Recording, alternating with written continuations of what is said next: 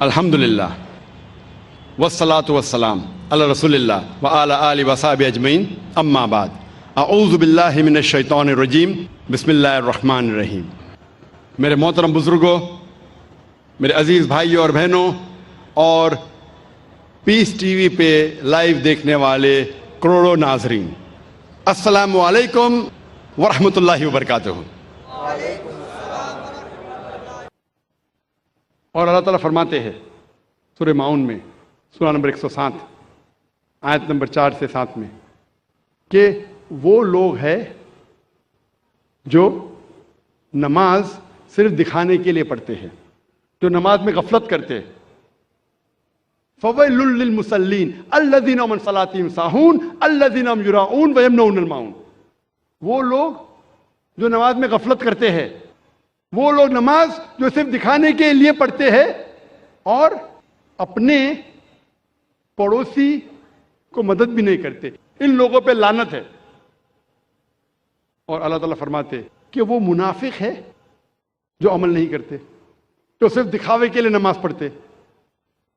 نماز پڑھنا ہر مسلمان کے لیے فرض ہے، کوئی بھی آپ کو ایکسکیوز نہیں ہے، کوئی بھی آپ ایکسکیوز نہیں دے سکتے، کوئی بھی بہانہ نہیں دے سکتے، کوئی بھی مرد کے لیے نماز نہیں پڑھنے کا کوئی بھی ایکسکیوز نہیں۔ صرف خواتین کے لیے دو ہے، حیض کی حالت میں اور بچہ پیدا ہونے کے بعد، ڈلیوری کے بعد۔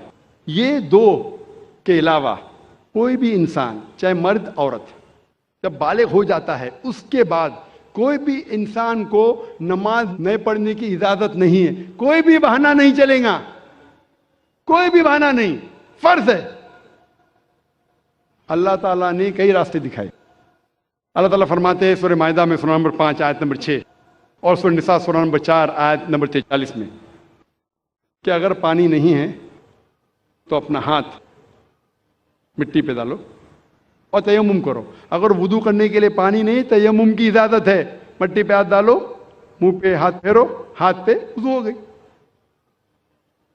آپ بہانہ نہیں کر سکتے کہ پانی نہیں اس لیے میں نماز نہیں پڑھ سکتا ہوں، پانی نہیں تو تیمم کرو، نماز پڑھنا فرض ہے۔ اکثر ہم دیکھتے ہیں، میں کہتا ہوں میرے مسلمان بھائی سے، بھائی صاحب نماز پڑھو، نہیں میں وضو میں نہیں ہوں۔ ارے وضو میں نہیں ہو تو وضو کرو۔ نہیں وہ کیا ہے، میں جا رہا تھا نا تو وہ سڑک پہ چھینٹے پڑے تو میری قمیض گندی ہو گئی۔ ارے گندی ہو گئی تو دھو۔ بہانے مسلمان بہانے بناتے، پوچھیں گے نہیں ذرا میری حالت صحیح نہیں ہے اس لیے نماز نہیں پڑھنا چاہتا ہوں۔ وضو نہیں تو وضو کرو، اگر کپڑے گندے ہو گئے تو کپڑے دھو، اگر نہانے کا ہے تو نہاؤ لیکن نماز پڑھو۔ اس معاملے پہ ایک شاعری آپ میں پیش کروں گا، پھر سے غلطی ہو تو معاف کرنا۔ پڑھی تھی میری نماز جنازہ بھی اوروں نے، پڑھی تھی میری نماز جنازہ بھی اوروں نے، پڑھی تھی میری نماز جنازہ بھی اوروں نے، مرے تھے جن کے لیے وہ وضو کرتے رہ گئے، مرے تھے جن کے لیے وہ وضو کرتے رہ گئے۔ جس کے لیے ہم محنت کرتے ہیں وہ اپنے وضو کے اندر ہی رہ گئے، نماز کے لیے نہیں آئے۔ یہ شاعر نے کہا تھا وہ لوگ کے لیے جو احسان فراموش ہے۔ اس سے بڑا احسان فراموش کون ہو سکتا ہے، جو اللہ نے ہمیں اتنی عزت دی، ہمیں اتنے نعمتیں دی اور ہم اس کا شکر ادا نہیں کرتے، نماز بھی نہیں پڑھتے، بہانے نکالتے۔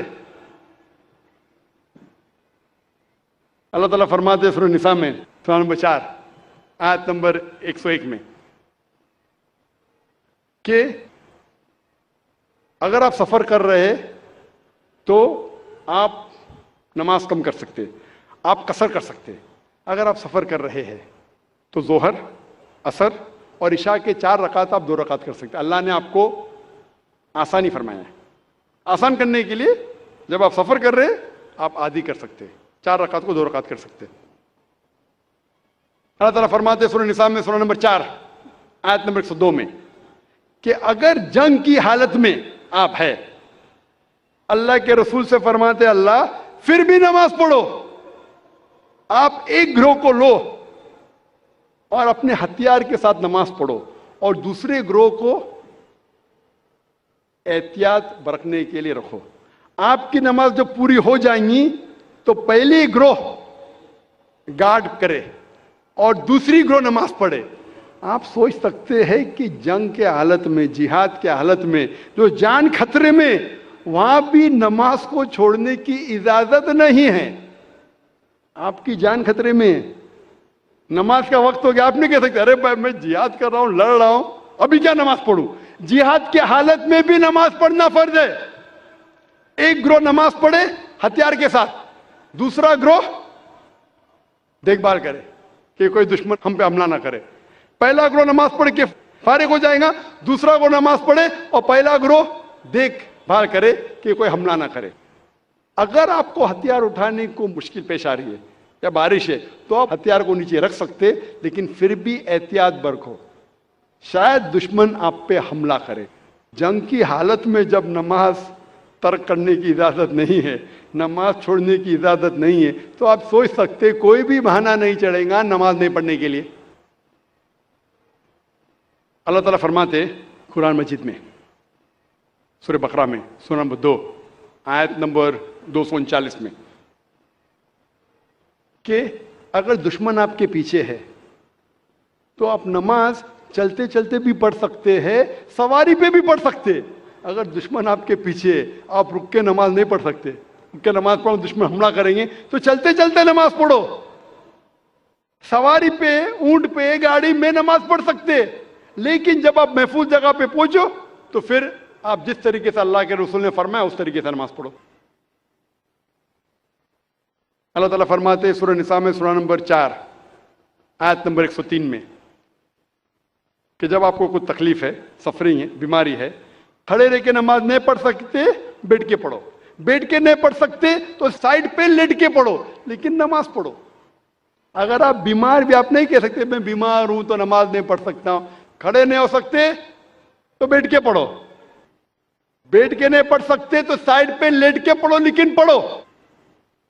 اللہ کے رسول فرماتے صحیح بخاری میں جلد نمبر 2 حدیث نمبر 218 میں ایک شخص جس کو ہیمورائڈز ہوتا ہے، پائلز ہوتا ہے، وہ آتا اللہ کے رسول کے پاس، اور اللہ کے رسول فرماتے کہ اگر آپ نماز کھڑے ہو کے نہیں پڑھ سکتے تو بیٹھ کے پڑھو، بیٹھ کے نہیں پڑھ سکتے تو کم از کم سائڈ پر لیٹ کے پڑھو. اللہ پھر سے پیغام دہراتے سورہ ال عمران میں سورہ نمبر 3 آیت نمبر 191 میں کہ آپ اللہ کو یاد کرو، نماز پڑھو کھڑے ہو کے، بیٹھ کے، سائڈ پہ لیٹ کے. نماز نہیں پڑھنے کا کوئی بھی بہانہ نہیں چلے گا، نماز پڑھنا فرض ہے.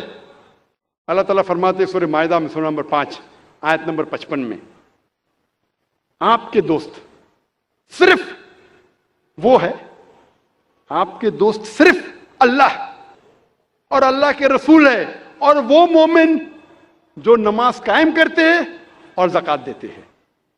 اللہ فرماتے ہیں آپ سے سورہ مائدہ میں سورہ نمبر 5 آیت نمبر 55 میں آپ کے دوست صرف اللہ، اللہ کے رسول اور وہ مومن ہیں جو نماز قائم کرتے ہیں اور زکوٰۃ دیتے ہیں. جو لوگ نماز نہیں قائم کرتے اور زکوٰۃ نہیں دیتے وہ آپ کے دوستوں میں سے نہیں ہیں. اللہ کے رسول فرماتے ہیں صحیح حدیث میں سنن ابو داؤد کی جلد نمبر 1 چیپٹر نمبر 300 حدیث نمبر 836 اللہ کے رسول فرماتے ہیں کہ قیامت کے دن سب سے پہلا حساب جو لیا جائے گا وہ صلاح کے بارے میں. سب سے پہلا حساب کتاب جو ہوگا قیامت کے دن پہ وہ ہے صلاح کے بارے میں. اللہ کے رسول فرماتے ہیں صحیح مسلم میں جلد نمبر 1 کتاب الایمان چیپٹر نمبر 36 حدیث نمبر 146 146 اللہ کے رسول فرماتے کہ مومن اور کافر کے درمیان، ایمان اور کفر کے درمیان جو فرق ہے وہ صلاح ہے. مثلا فرق ہے مومن اور کافر کے درمیان.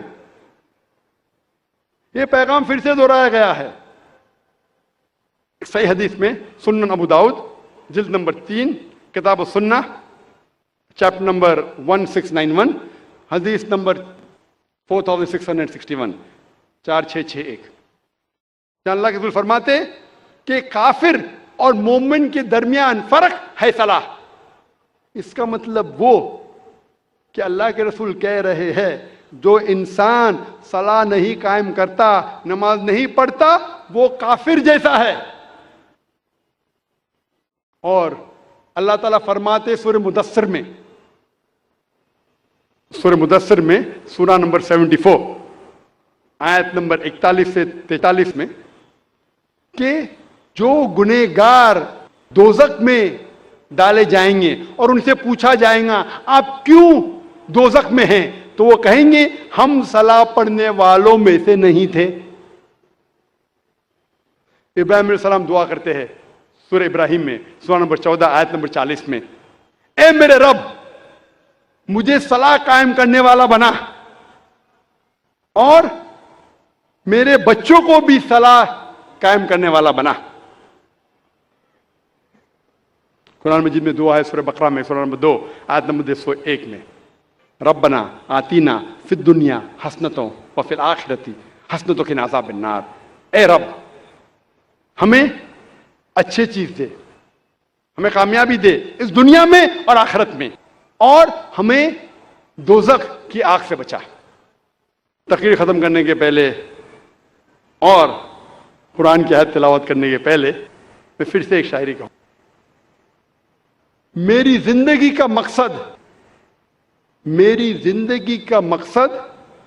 ہے تیری دین کی سرفرازی. میری زندگی کا مقصد ہے تیرے دین کی سرفرازی. میں اسی لیے مسلمان، میں اسی لیے نمازی.